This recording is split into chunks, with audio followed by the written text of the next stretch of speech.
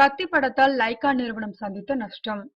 AR Murugadoss இயக்கத்தில் விஜய் நடித்த கத்தி படம் 100 கோடி வசூல் செய்திருப்பதாக ஒரு தகவலை திட்டமிட்டு பரப்பி வருகின்றனர். இதை AR முருகதாசும் இசையமைப்பாளர் அனிருத்தும் ட்விட்டரில் மாறி மாறி கூவிக்கொண்டிருக்கிறார்கள். இதன் மூலம் ரஜினியை விட விஜய் தான் மாஸ் ஹீரோ என்ற பொய்யை ஸ்தாபிக்கவும் அப்பொய்யை நம்ப வைக்கவும் முயற்சி செய்கிறார்கள்.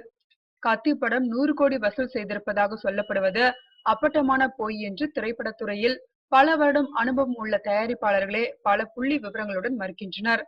உதாரணமாக 100 கோடி வசூலில் கணிசமான தொகை வெளிநாடுகளில் உள்ள தியேட்டர்களில் வசூலித்ததாக கணக்கு காட்டுகிறார்கள்.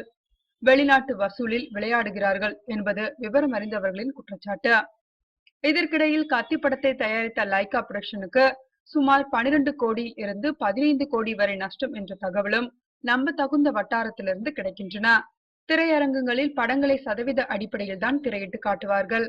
முதல் வாரம் தியேட்டர்காரர்களுக்கு 30%, விநியோகஸ்தர்களுக்கு 70%, இரண்டாவது வாரம் தியேட்டர்காரர்களுக்கு 35%, விநியோகஸ்தர்களுக்கு 65%, மூன்றாவது வாரம் தியேட்டர்காரர்களுக்கு 40%, விநியோகஸ்தர்களுக்கு 60% என்ற அடிப்படையில் வசூலான தொகையை பங்கு போட்டுக் கொள்வார்கள். இப்படி கிடைக்கும் பங்கு தொகையை ஷேர் என்பார்கள். கத்தி படத்தின் வசூலில் தியேட்டர்காரர்களின் ஷேர் போக தயாரிப்பாளர்களுக்கு கிடைத்த ஷேர் அடிப்படையில் பார்த்தால் கத்தி படத்தை தயாரித்த லைகா நிறுவனம் செலவு செய்த தொகை கைக்கு வரவில்லை என்கிறார்கள்.